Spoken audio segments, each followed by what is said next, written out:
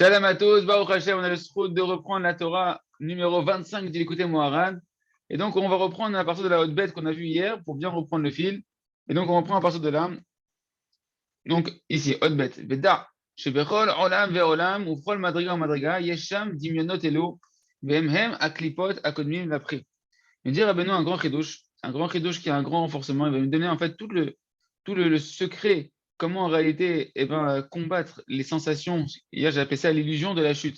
Les sensations qu'on est en train de retomber de nouveau, qu'on est en train encore une fois de retomber dans les mêmes bêtises, qu'on a l'impression que les Yetzirah se réveillent encore une fois, donc sous-entendu, on n'a pas monté de niveau, ou bien on est descendu de niveau. Mais Rabbi Nachman dit sache qu'en réalité, c'est pas vrai. Il y a une réalité que je vais t'expliquer, spirituelle, qui se passe quand tu montes de niveau, qui te donne l'impression que tu es en train de descendre. C'est que dans chaque monde et monde, je vais Chololam Veolam, dans chaque monde spirituel, un monde spirituel, c'est un niveau à franchir. Ou Frol Madriga ou Madriga, donc dans chaque niveau que tu vas t'élever, donc c'est bien dans une élévation, Yesham Dimyonotelu. Tu vas rencontrer là-bas la même force de l'imaginaire, les mêmes imaginations.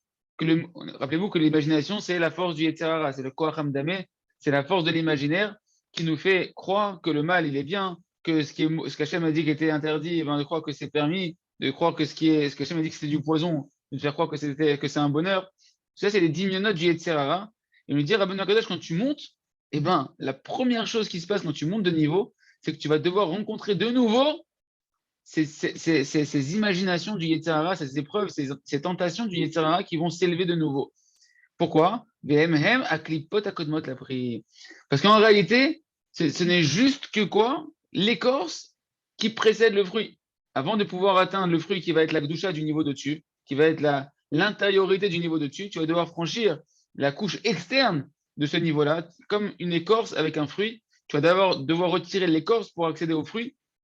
Et donc, quand tu montes de niveau, avant tout, avant de rencontrer la face intérieure de ce niveau-là, qui va être le fruit, qui va être la gdoucha, qui va être le plaisir de sentir Akadosh Baruch Hu dans ce nouveau niveau-là, tu vas d'abord devoir être mis à l'épreuve et devoir passer ton épreuve qui va être quoi? Ça va être que l'imaginaire, le Yetzirah, il t'attend à l'extérieur comme des vigiles, on va dire, qui vont être devant la porte d'accès du palais du roi.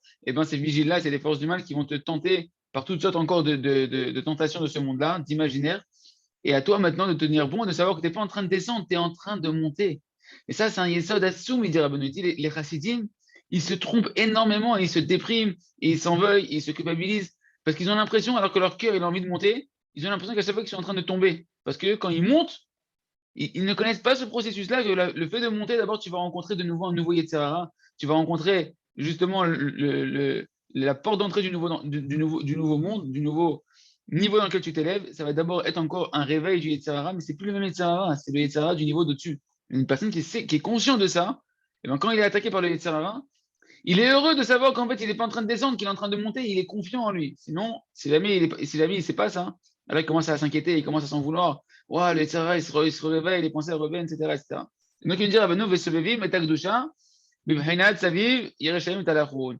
Parce qu'en réalité, le mal, ou le Yetzirah, ou la force de l'imaginaire du Yetzirah, elle est ce qu'on appelle elle est toujours en train d'entourer la Gdusha, comme c'est marqué dans Teilim. Comment c'est marqué dans Teilim? Saviv, Rechaim, Talachoun, autour de quoi? Autour de la Kedusha. Les fauteurs, ils l'entourent. C'est quoi les fauteurs? Ils entourent la Gdusha. C'est qu'en réalité, c'est cette image du fruit avec l'écorce. Et c'est pour ça qu'il nous dit le Rav que même chez les tzadikim, les grands tzadikim, quand tu te rapproches d'eux, tu peux être confronté dans leur entourage à des écorces, à des apparences de mal, à des choses qui paraissent pas normales autour des tzadikim. Pourquoi? Parce que plus la Gdusha elle est grande, et plus tu as une écorce qui va être grande, qui va être autour, et c'est une réalité telle qu'Hachem il a créé le monde. Et donc, il ne faut pas s'étonner qu'autour des tzadikim, on peut des fois avoir l'impression qu'il y a de la, il y a du Yetzirah, qu'il y a beaucoup de forces d'impureté, etc., qui vont être autour. C'est pas le tzadik, ça montre justement qu'ici il y a une grande kedusha et donc il y a des forces du mal qui essaient de se mettre autour. Et c'est un petit peu à nous notre épreuve de devoir passer ces forces du mal-là pour pouvoir accéder à la kedusha, au tzadik, ou bien au niveau dans lequel je suis en train de monter. C'est ça qui dit Rabbi Kadosh que les questions qu'on va avoir sur le tzaddik, elles proviennent justement du fait de devoir passer ces écorces-là, et c'est ça ton mérite, toi, de te reprocher du tzaddik. Est-ce que tu vas avoir des questions sur le tzaddikim, ou est-ce que non, tu vas outrepasser cet imaginaire qui te met, où tu mets à avoir des questions sur les tzaddikim, c'est ton imagination qui te fait pour ça. Et alors, est-ce que tu vas passer cette écorce-là? Et si tu passes cette écorce-là, ça va être ça ton épreuve, et ben, tu vas pouvoir accéder au tzaddik, voir la tzidkou du tzaddik, voir la douceur du tzaddik, voir la pureté du tzaddik, etc. Ça, c'est vrai pour les tzaddikim, mais c'est vrai pour nous dans chaque niveau où on s'élève. D'accord? Donc, Shatan, Ne'etak, Madriga, les Madriga, Az Tzarech Lo, l'air derrière Elo Adimeno. Donc, il va dire, quand tu montes de niveau en niveau, tu vas devoir passer à travers ces forces de l'imagination. Donc, ce Yetzer Hara-là, c'est impossible de monter de niveau sans passer par cette tentation du Yetzer Hara-là. Mais attention, c'est un Yetzer Hara du niveau d'au-dessus. C'est comme quand tu joues à un jeu vidéo, tu montes au niveau d'au-dessus, tu as des ennemis qui vont être plus sophistiqués, qui vont être plus coriaces, mais toi, tu es content parce que tu es content, tu es conscient que tu es monté de niveau. Donc, tu es confiant en toi, tu as une estime de toi, tu as de la joie à l'intérieur de toi, tu as de l'enthousiasme, tu as de la vaillance. Maintenant, si jamais, B'chad Shalom, quand tu vois des nouveaux ennemis s'éveiller, tu as l'impression que tu es retombé en arrière, tu es retombé en bas, etc. Alors oui, la personne, elle perd ses moyens, elle perd sa confiance, et B'chad Shalom, elle peut se désespérer, et elle peut perdre ses moyens et trébucher. Donc, on est obligé de traverser ces forces de l'imaginaire, qu'aider la guia à la Gdusha pour arriver à la Gdusha qui est derrière. Et dès que tu atteins, et c'est ça le chidouche, dès que tu rentres dans le niveau d'au-dessus, qu'est-ce qui se réveille immédiatement? Eh bien, l'écorce du niveau d'au-dessus, le Yetzer Hara du niveau d'au-dessus. Vinoto, et ce Yetzer Hara, il se met à t'entourer de partout. Et tu as l'impression que ça a été entre les mains du Yetzer Hara et que ça recommence, alors qu'en réalité, pas du tout. Tu es juste dans la nouvelle épreuve, dans ton nouvel exercice qui te permet d'accéder à la Gdusha du niveau de-dessus, qui est d'être confronté d'abord à la couche superficielle, à la couche imaginaire du niveau de-dessus. Et donc, il va falloir soumettre le Yetzer Hara de ce niveau-là, toutes les forces du mal de ce niveau-là, toutes les écorces de ce niveau-là, purifier ce nouveau niveau de ces écorces-là, et à ce moment-là, tu vas pouvoir rentrer, profiter du fruit qui est derrière, de l'union avec Hachem, de la douceur qui est avec Hachem, des merveilles qui t'attendent dans le nouveau monde à découvrir, dans lequel tu as accédé maintenant. Est-ce que les amis, c'est clair jusque-là? Est-ce que vous avez des questions? On va commencer tout de suite la haute email. Je vous laisse 10 secondes pour poser des questions, si vous voulez poser des questions. Moi, c'est pas une question, c'est juste une remarque. Ouais. Je trouve que d'après cet enseignement, on comprend mieux pourquoi les Bnei Israël, après avoir reçu la Torah, ils ont fait le Hegel. Oh, Parce que le Yetzer exactement. Hara, il était devenu plus fort. Exactement. Tu as lu le commentaire dans l'écoute Moran de Ravatia? Non, non, pas du tout. Je sais plus où j'ai lu ça. Il y a un écoute à la rote. Voilà. Tu l'as avec toi l'écoute Moran de Ravatia ou pas? Non? Mais tout le monde dort, là, il est dans la bibliothèque. Ok, bah, tu iras Ils voir. sont en Tu iras voir vacances, là. la. Alors, tu sais quoi? On va se faire un petit kiff. Comme il a parlé de ça, Ilan. Et c'est mamash ça. Je vais vous lire et traduire. Je vais directement vous traduire ce qu'il dit le Rabbi Nathan dans l'Ilchot Gviat Rov Ve'apotiki. Et là-bas, il dit, mamash, il parle de cette notion-là de la faute du vaudor par rapport à ce qu'on vient de voir ici. Comment il dit là-bas? Il parle exactement ça sur. Là, il y a vraiment les commentaires sur Astarich Loleler Derechilo Diminot, qui est de la guerre et du chat, qu'on doit vraiment sur ce qu'on vient de voir. Incroyable. Voilà ce qu'il dit l'écouter à la chôte de Rabbi Nathan. Il nous dit, et voilà les langages de Rabbi Nathan. Après la faute du vaudor, Ken, on a été ordonné, je crois que c'est celui-là, on va voir. Je crois que c'est celui-là. Il dit, après la faute du vaudor, on a eu Moshe, il a eu la mitzvah de quoi? De construire le Mishkan. Il dit, la chose elle est très étonnante. Comment les Bnei Israël, ils ont pu arriver à une telle faute qui est la faute du vaudor? Alors qu'ils étaient à Matan Torah, ils viennent de recevoir la Torah, ils ont atteint un niveau extraordinaire, extrêmement élevé, une proximité avec Akadosh Baruch Hu énorme. Ils sont arrivés à pouvoir avoir un niveau de prophétie, de voir Hachem panim bepanim, les visages l'un en face de l'autre, on voit Hachem face à face. Comment ils ont pu arriver, le Ham Israël, à une telle faute du vaudor après une telle proximité avec Hachem? Et là, c'est exactement ce qu'Ilan Fida nous a dit, Baruch Hachem, c'est d'après ce qu'on a vu justement au-dessus, qui bechol pa'am. Parce qu'à chaque fois qu'on monte de niveau, eh ben, à chaque fois qu'on va monter de niveau en niveau, se réveille un nouveau Yetzer Hara, une nouvelle force de l'imaginaire qui se dresse devant nous. Chez Maklipot, que ça c'est les écorces, et donc c'est la face extérieure, la face la plus externe, la plus superficielle du niveau d'au-dessus, etc., etc. Et lorsqu'un homme, des fois, il ne mérite pas, c'est-à-dire il perd ses moyens lorsqu'il va rencontrer les épreuves du niveau d'au-dessus, et qu'il n'arrive pas à se renforcer pour briser de nouveau ces écorces-là, ce fruit de l'imaginaire-là, alors à ce moment-là, il peut trébucher, que Dieu nous en préserve. au moment même où il est en train de monter au niveau de dessus, eh ben, il peut trébucher s'il n'a pas la conscience suffisamment claire qu'il traverse maintenant un nouveau Yitzhara. C'est pourquoi nos sages, des Rabbis, nous disent dans Pirkei Avot, dans Masechet Avot, Perek Bet, Mishnah Dalet, et dans Brachot aussi dans Kaftet, c'est marqué là-bas, Al tamin be'atzmecha ad yom motecha, me dit Rabbi Nathan, ne crois pas en toi, n'aie pas confiance en toi jusqu'au jour de ta mort. Et de là, on apprend miser Nushach chez Israël, Baolide Mirchol, Zé, Besof Arbaim Yom. C'est pour ça qu'on voit que le Ham Israël, ils sont tombés dans cette embûche-là, à la fin des 40 jours. Ken, pourquoi? Parce qu'ils devaient monter à un niveau de-dessus. Ken, et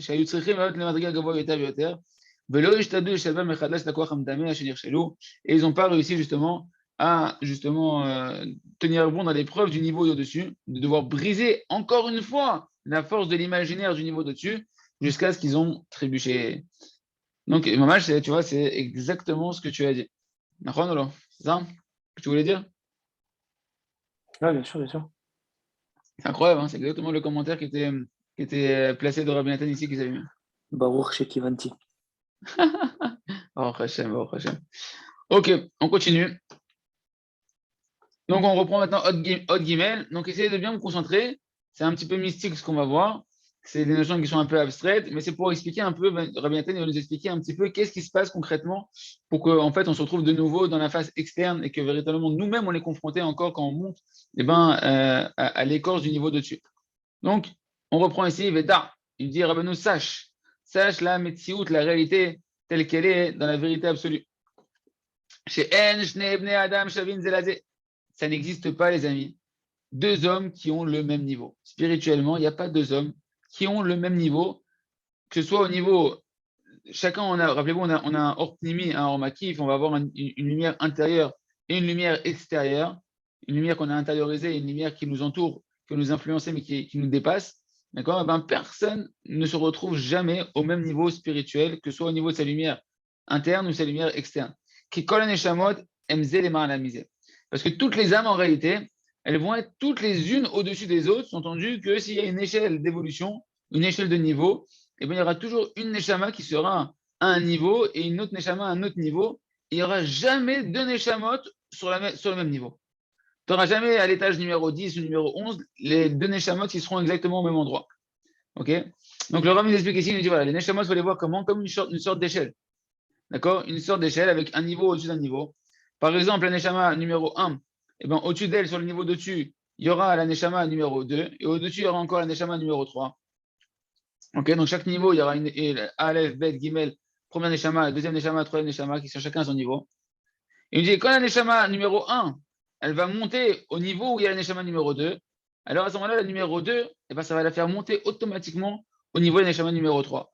Et la numéro 3 va monter au niveau numéro 4, etc. Déjà, hein, de comprendre, je fais une petite parenthèse, j'ai expliqué un peu hier, mais il faut voir ça il y a deux dimensions d'évolution. Il y a une dimension d'évolution personnelle et une dimension de l'évolution du Ham Israël collectif. Au niveau individuel, moi j'ai mon libre arbitre, et moi hein, je peux à chaque fois, en fonction de mon libre arbitre, soit monter, soit descendre de niveau, et je suis juste sujet à mon libre arbitre personnel. Maintenant, il y a une dimension du Ham Israël collective, en tant que peuple, d'accord, où on va être tous en réalité un enfant d'Hachem, une création, un être humain, l'homme que Hachem il a créé, et ça va être le Ham Israël, comme si on était chacun les membres d'un corps. Et donc à ce moment-là, on est tous unis les uns aux autres, cette dimension de Israël Arevim Zelazé, quand Israël Arevim Zelazé, chaque Israël il est interdépendant l'un de l'autre. Et là, on parle de cette dimension-là. C'est-à-dire que quand on est interdépendant l'un de l'autre, au niveau collectif du Ham Israël, quand il y en a un qui s'élève, il fait élever tout le monde. Quand il y en a un que tu nous en préserves qui se laisse aller et qui chute, eh ben, il fait chuter tout le monde. Et ce qu'on est en train de voir ici, c'est qu'en fait, les Neshamot, quand il y en a un qui tombe, comme il n'y a pas de niveau, personne ne reste au même niveau, il n'y a pas de niveau qui reste vacant, entre guillemets, et ben s'il y en a un qui descend, eh ben, la Neshama du dessus, elle descend aussi. S'il y en a un qui monte, la Neshama, elle monte, et c'est celle qui est au-dessus de lui et en dessous de lui qui vont monter. C'est une chaîne. La chaîne, elle monte ou la chaîne, elle descend. On est tous une chaîne, les maillons d'une chaîne, et quand la chaîne, elle monte, et ben, tout le monde monte avec nous. Et quand Khadasham, c'est le contraire, et ben, c'est le contraire, que tu nous en préserves. Donc, maintenant, on va un petit peu affiner. Quelle partie de la Neshama, on va dire, de le côté extérieur et intérieur de la Neshama, de la lumière externe et intérieure de la Neshama, qu'est-ce qui monte et qu'est-ce qui ne monte pas quand on monte de niveau?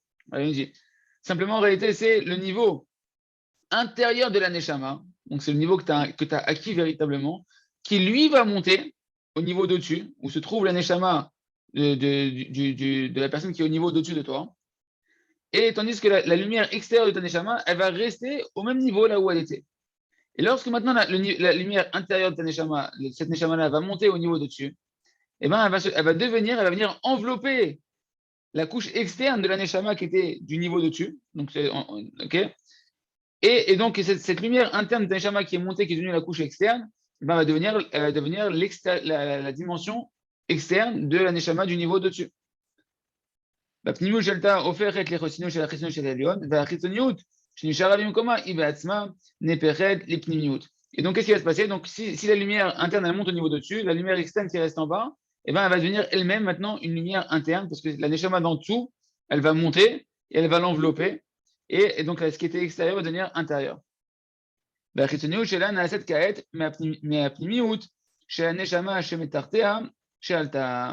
Donc voilà, donc il faut voir, il y a une lumière interne, une lumière externe.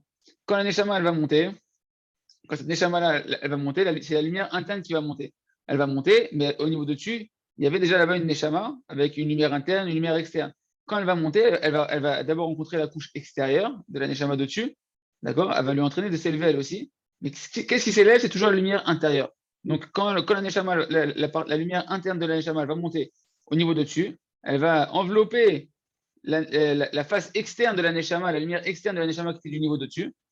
Et la neshama du niveau de-dessus, eh ben, sa lumière interne, elle va monter au niveau de-dessus, elle va devenir la face externe de la neshama du niveau de-dessus, etc., etc. Donc en réalité, on a une évolution que la lumière interne, elle monte de la neshama, elle rencontre l'extériorité au-dessus, elle va envelopper, elle devient elle-même l'extériorité du niveau de-dessus.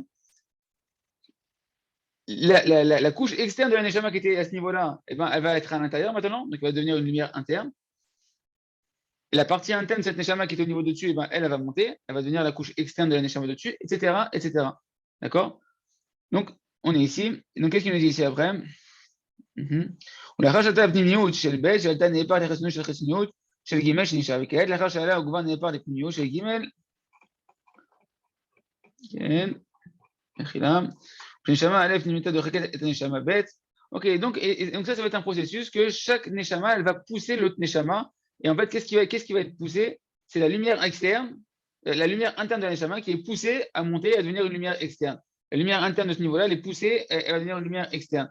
Et donc, la lumière interne, quand elle monte, elle devient une lumière externe. Qu'est-ce qui ça va engendrer? C'est-à-dire que quand elle rencontre la neshama du niveau de-dessus, comme il y a deux neshamas qui ne peuvent pas rester au même niveau, il y a une partie de la neshama du niveau de-dessus qui va monter. Quelle partie de neshama du niveau de-dessus va monter? C'est la lumière interne, qui va aussi devenir une lumière externe. Et la lumière externe, qui s'est fait envelopper par la lumière interne de la neshama d'en dessous, elle va devenir une lumière interne. Okay. Donc il nous dit quoi? נמצא שכל נשמה יש לה גם פנימיות וגם חיצוניות לגבי הנשמה שמעלה, הפנימיות היא בדרגה של החיצוניות. Donc on a toujours, comme on a dit dans la neshama, il y a deux parties, une partie interne, une partie externe. Et par rapport à la neshama qui est au-dessus, okay, הפנימיות היא בדרגה של חיצוניות. La neshama qui était au niveau d'en dessous, quand elle monte, le niveau interne, qui est le niveau qui va s'élever de la neshama, quand il monte, il devient une dimension extérieure par rapport à la couche externe du niveau de dessus qui elle va devenir intérieure. Donc, il y avait un neshama chez Tartea, achitzonit, ibedarga chez pnimit. Et donc, par rapport à la neshama qui est en dessous, il y avait un neshama chez Tartea, achitzonit, ibedarga chez pnimit. Et bien, la couche extérieure de la neshama qui est au niveau de dessus, elle est de la même valeur que la neshama et de la partie interne de la neshama qui est en dessous. Les malbouche là, il nous dit en fait, et donc cette neshama, quand elle monte, elle va devenir un malbouche, un vêtement, une couche extérieure par rapport à la neshama du niveau dessus. Ou pnimit shel tarton, naase levush vechitzoniot, lechitzoniot aelion. Et donc la lumière intérieure shel tarton, donc du niveau dessus, quand elle va monter, et ben, elle va devenir un levush, un habit extérieur à la lumière extérieure de la neshama qui était du niveau de-dessus. Je fais une pause, c'est un peu technique tout ça. Est-ce que vous arrivez à comprendre ce qu'on est en train de parler ou pas? Ou est-ce que c'est trop abstrait au niveau de l'image ou vous comprenez un petit peu, vous arrivez à bien comprendre le processus? Ilan et Arié. Oui, ça veut dire qu'en fait, on ne peut pas être au même niveau que chacun, quoi. D'accord, mais est-ce que vous avez compris qu'est-ce qui se passe entre la lumière interne de la neshama et la lumière externe de la neshama? La vérité, ça, c'est un petit peu compliqué. J'ai pas très bien compris. Ok, Ilan, Non, moi, ça va. ça va? Ok, Arié, juste pour comprendre, il faut imaginer que qu'est-ce qui monte? Imagine, une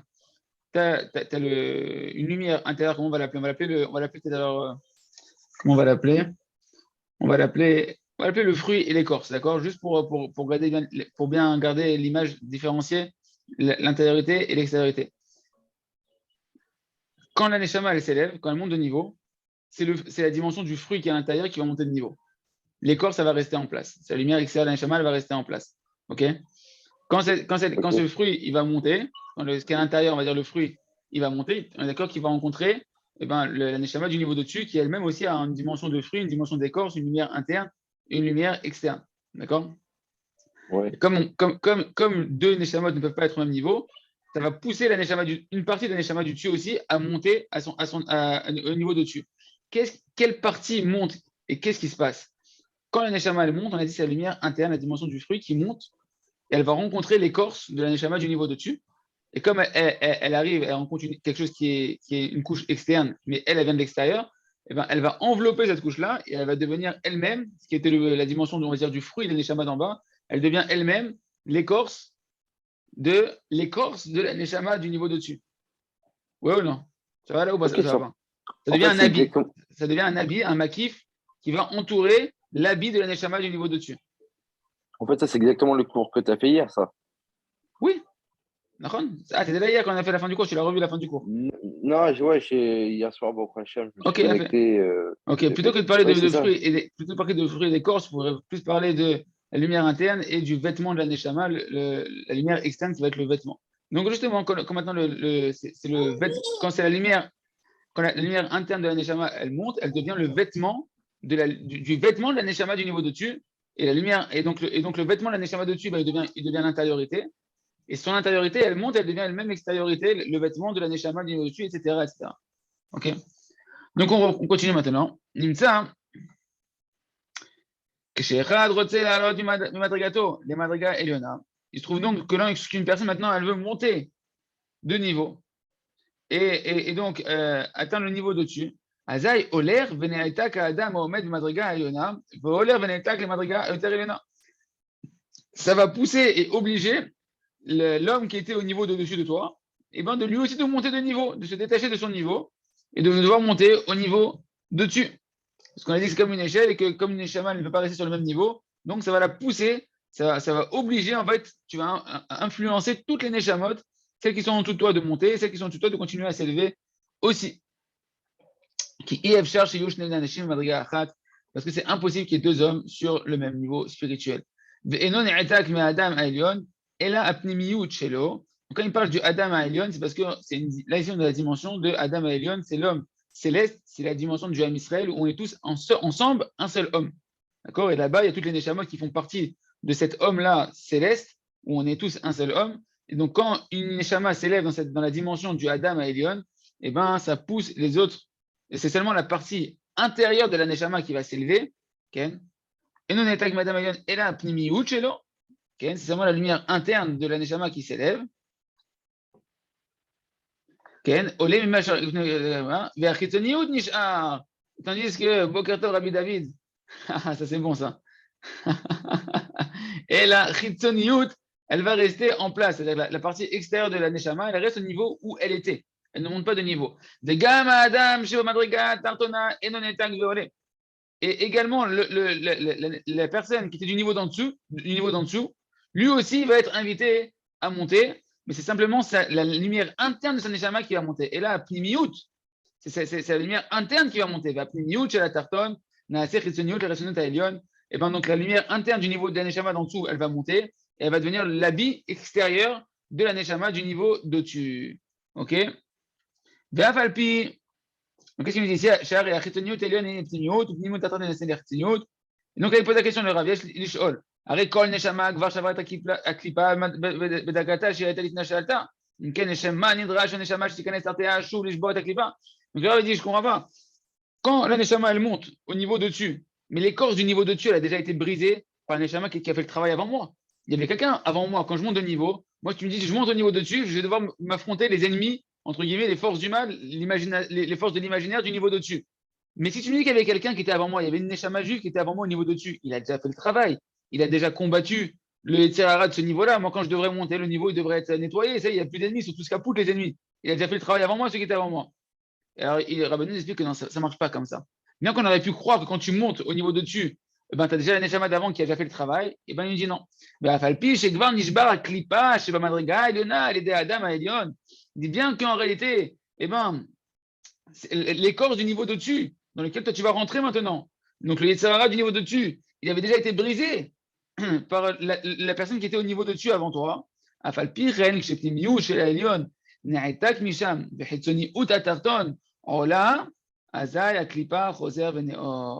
Il dit malgré tout, lorsque la dimension intérieure de cette Neshama, elle va s'élever. Et donc, la Chitzoniut, le niveau externe de cette Neshama-là qui s'est élevé, il va être enveloppé par la Neshama d'en dessous qui va monter, par la lumière intérieure de la Neshama d'en dessous qui va monter, qui va elle-même elle va elle-même devenir la lumière extérieure de cette Neshama-là. Ça va réveiller de nouveau la Klippa, la face externe, la face de l'imaginaire, le Yetzirara. Il va de nouveau se réveiller par rapport à toi qui est en train de monter. Toi aussi, tu vas devoir faire tes preuves. C'est-à-dire que celui qui était là avant, il a fait le travail pour lui. Quand toi, tu montes, tu vas devoir de nouveau, ta lumière interne, elle va devenir une lumière externe. Et donc, tu vas toi-même, tu vas traverser une dimension externe de ce niveau d'au-dessus qui va être tout le Yetzirara, toutes les tentations, tout l'imaginaire qui va se réveiller. Et tu es bien en train de monter, simplement. Tu montes d'abord, tu rencontres d'abord ta Neshama, elle devient elle-même d'abord la phase extérieure de ce monde-là. Tu vas rentrer dans la lumière extérieure de ce monde-là, et cette lumière-là extérieure, c'est la rencontre avec la Klippa, avec la dimension externe de la Gdusha qui est tout le Yetzirara. Et pour toi, elle n'a pas été encore soumise. Elle n'a été soumise, ce Yetzirara du niveau de dessus, que par rapport à la Neshama, la lumière interne de la Neshama, de celui qui était avant toi dans ce niveau-là. Ken? אבל לפני התחתון, אפילו לפני פנימיותיו, יש כוחה בידה. כוח בידה, להתעורר כנגדו. Mais pour la Neshama du niveau d'en dessous, même la lumière interne qui est la plus forte de la lumière de la Neshama, à ce moment-là, quand elle va monter à l'extérieur, elle va monter au niveau de dessus, cette lumière interne devient une lumière externe, et là, la Klippa, elle a encore la force. Les forces du mal, elles ont encore la force de se réveiller de nouveau contre lui, et ça va être à toi de faire tes preuves maintenant dans ce nouveau niveau, de tenir bon dans l'imaginaire du niveau d'au-dessus en étant conscience. Et la force, nous, chez Rabbeinu qui nous donne, c'est sache que tu es en train de monter. Et si tu es en train de monter, c'est que toi, tu as augmenté tes forces, tu as augmenté ton niveau, tu as des capacités, des armes nouvelles à l'intérieur de toi. Tu as une capacité, si tu es arrivé à ce niveau-là, de pouvoir affronter le Yetzirara de ce niveau-là. Ne crois pas que tu es en train de retomber. Tu es en train de monter. Et si tu es monté, c'est que tu es capable maintenant, c'est que tu as les muscles adéquats spirituels pour affronter le Yetzirara de ce niveau-là.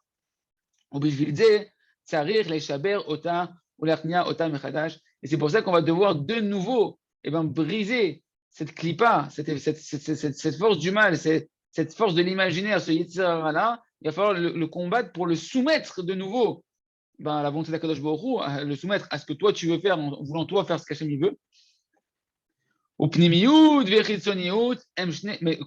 bien comprendre que ce n'est pas le même Yetzirara, c'est le Yetzirara du niveau au-dessus. Donc, au contraire, tu dois être heureux, tu dois être content que tu es en train de monter, tu n'es pas en train de descendre. Le nouveau combat, c'est que tu rentres sur un niveau d'au-dessus. Et là, Rabbeinu, il commence à nous dévoiler autre chose. Il nous dit, sache que la dimension de l'intériorité de la Neshama et la dimension extérieure de ces combats que la Neshama elle va opérer, c'est deux types de travaux spirituels, deux types de services divins qui se complètent l'un à l'autre. Avodah shel Torah ou Tfila ou Mitzvot em pnimiut. Quand tu vas être en train de faire de la Torah, de la prière, de la doutes, etc., tout ce qui est très, très spirituel, Torah et Tfila, ça va être en réalité ce qu'on va appeler le travail de la lumière intérieure. Et la phase externe, où là-bas il va y avoir tout l'imaginaire qui va être très très fort, qui va avoir une grande emprise sur l'homme pour le séduire, ça va être le service d'Hachem, parce qu'il y a aussi un service d'Hachem là-bas, c'est quoi? Dans la nourriture, quand tu vas manger, que tu vas boire, et tous les autres besoins du corps, on va les appeler en réalité chitzoniut, ça va être la dimension extérieure du service divin. Et donc, on va toujours être confronté, entre guillemets, quand on va monter de niveau, à avoir justement des épreuves au niveau des plaisirs de ce monde-là, la nourriture, tout ce que vous pouvez imaginer qui a trait à ce monde-là. Mais là-bas, il y a aussi un travail. Il y a un travail à faire, d'accord? Qu'est-ce qu'il nous dit le Rav ici, Mechila, à la fin? Ken, qui aimera que Messayim la dame la gueule à Ken. Parce que pourquoi on appelle ça un travail extérieur, la nourriture, manger, tous les plaisirs de ce monde-là, bien qu'on va servir Hachem avec. Quelqu'un qui veut véritablement être un serviteur d'Hachem, il va manger pour servir Hachem, il va aller avec sa femme faire la mitzvah, de pouvoir faire Peria Veriva, il va travailler parce que il doit avoir, etc. Mais il va faire tout ça pour Hachem, d'accord? Et bien, ce sont des moyens qui doivent nous aider pour pouvoir atteindre le travail intérieur qui est le travail de la Torah, le travail de la Tfila. Donc, on va les appeler extérieurs parce qu'ils sont plus superficiels, ils sont plus accessoires et ils sont là pour pouvoir te permettre d'arriver à l'intériorité des choses qui est la Torah, la prière, etc. C'est pourquoi on va appeler les besoins du corps, on va les appeler chitzoniut, extériorité. בעבודת חיצוניות, היינו אכילה ושתייה של האדם העומד במדרגה העליונה, היא מהירה ומשובחת יותר מעבודות פנימיות, היינו תורה ותפילה של האדם העומד במדרגה התחתונה. Et là, il dit un grand chidouche Rabbeinu, il dit, sache que le travail extérieur, c'est quoi le travail extérieur du service divin? C'est quand tu vas servir Hachem en mangeant, en buvant, en étant dans les profits du corps. Et bien, ce travail spirituel qu'on appelle un travail extérieur, parce que c'est de la nourriture, c'est des plaisirs de ce monde-là, de la personne qui est au-dessus de toi, du niveau d'au-dessus de toi, et bien, il nous dit, c'est un travail qui est encore plus lumineux et plus digne de louange que le travail intérieur de la Neshama qui est du niveau d'en dessous de toi, c'est-à-dire quoi? Celui qui est au-dessus de nous, quand il mange et il boit, et qui fait un service d'Hachem là-bas, c'est encore plus lumineux que celui qui est juste en dessous, quand il étudie la Torah et qui fait de la prière. Vous comprenez ou pas? C'est-à-dire que le bonhomme n'est pas en train d'étudier, et il peut... Moi, je me rappelle, par exemple, j'ai reçu un tzaddik chez moi, un des grands maîtres du Rav Arush, qui était venu chez moi à Ramoth, et ils faisait un Torah en mangeant à table, il mangeait des chips, on ne comprenait rien à ce qui se passait. Mais lui, quand il était en train de manger, son travail était beaucoup plus grand que quand moi j'étais en train d'étudier la Torah. Parce que celui qui est au niveau d'au-dessus, sa dimension la plus superficielle de son service divin, eh ben, elle est encore beaucoup plus grande que la dimension la plus intérieure de mon service divin, qui est en réalité Torah et Tfila. Ken? ובשביל זה, פנימיות התחתון נעשה לבוש לחיצוניות העליון. Et c'est pour ça, nous dit Rabbeinu Kadosh, que le service divin, même de Torah et Tfila, de l'Neshama qui est du niveau d'au-dessus, quand elle va monter, eh ben, elle va devenir au début un lévouche, un habit extérieur, à la dimension extérieure de la Neshama du niveau d'au-dessus. Parce que la dimension extérieure de la Neshama du niveau d'au-dessus, elle était déjà plus spirituelle que la dimension intérieure de ma Neshama à moi. Donc quand je monte, eh ben, ma dimension interne, qui est Torah, Tfila, etc., elle va d'abord devenir quelque chose d'extérieur, de moins de valeur, entre guillemets, de plus superficiel, que ce qui était le service superficiel de la Neshama du niveau d'au-dessus. Donc le service superficiel de la Neshama du niveau d'au-dessus va devenir intérieur, va devenir beaucoup plus profond. Et donc, c'est moi qui va. Qu'est-ce que je vais rencontrer quand je vais monter au niveau dessus? Eh ben, même si j'étais dans un niveau pnimi de Torah, de Tfila, dans le niveau dans lequel j'étais, maintenant que je m'élève au niveau dessus, je me rends compte, malgré moi, eh ben, ce travail qui était très intérieur de Torah et Tfila, eh ben, il va passer au niveau dessus d'abord à un travail de devoir aller travailler dans la nourriture, dans les plaisirs de ce monde-là. Et là-bas, de s'accrocher à tout sanctifier, à pouvoir servir Hachem dans la nourriture, dans le travail, dans la relation avec sa femme, etc. Là-bas, de pouvoir, malgré tout, de tenir bon dans l'imaginaire qui a beaucoup d'emprise, ou ça, dans le travail d'Hachem, dans tout ce qui est la superficialité de ce monde-là. Et donc, quand je vais monter, mon niveau intérieur, qui était Torah Tfila, va passer à un autre niveau, et nous, ça nous perturbe. Le bonhomme était là en train d'étudier, en train de prier, puis d'un coup, boum, il a envie de manger. Il a envie de trucs très, très physiques, que le corps il a besoin, etc. Je dis, mais attends, qu'est-ce qui se passe? Pourquoi encore ça se réveille? Ça se réveille, mon ami, parce que ton niveau intérieur, qui était Torah et Tfila, quand il monte au niveau dessus, il devient un niveau d'abord extérieur. Et il y a un travail d'une dimension qu'on appelle superficielle dans le service divin, qui va être le travail de garder bon, de tenir bon dans la phase imaginaire des plaisirs corporels, etc., de ce monde-là, de rester, de sanctifier dans ce qu'Hachem t'a ordonné, comment utiliser la matière au service d'Hachem, comment profiter de ce qu'Hachem a mis dans la matérialité pour servir à Kadosh Baruch Hu. Et là-bas, par contre, la tentation et l'imagination de se perdre là-bas, elle est forte, mais elle est nécessaire et elle est obligatoire quand tu montes de niveau, ne t'étonne pas. Que tu es passé le bonhomme était en feu dans la Torah et la Tfila, et puis d'un coup, il a un feu de son corps qui se réveille comme ça quand il monte au niveau dessus. C'est normal. Parce que tu es passé d'un niveau intérieur à un niveau extérieur et tu dois tenir bon maintenant l'écorce du niveau dessus, de te sanctifier dans tout ce qui va être la nourriture, ce qui va être tous les plaisirs de ce monde-là, mais que quand ils sont cadrés par la halakha, quand ils sont cadrés par la Torah, tu les sanctifies et ça va te donner la possibilité d'accéder, de casser la clipa, de pouvoir passer dans le fruit qui est derrière, de retourner de nouveau dans la Torah, de retrouver de nouveau le niveau intérieur de ton service divin qui va être la Torah et la Tfila, etc. On va s'arrêter là pour aujourd'hui, Bat Hashem.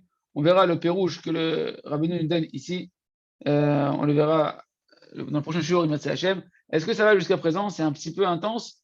C'est du côté Moran. Hein. Est-ce que ça va? Est-ce que c'est assez clair pour vous? Ou vous voulez qu'on éclaircisse un point?